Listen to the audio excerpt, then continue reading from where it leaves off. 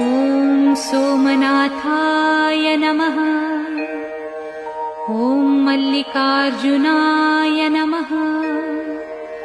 ॐ महाकालेश्वराय नमः।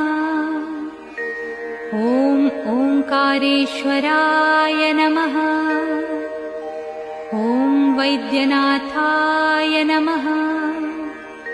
ॐ भीमशंकराय नमः। ॐ रामेश्वराय नमः। ॐ नागेश्वराय नमः। ॐ विश्वेश्वराय नमः। ॐ त्र्यंबकेश्वराय नमः। ॐ केदारेश्वराय नमः। ॐ भुस्मेश्वराय नमः।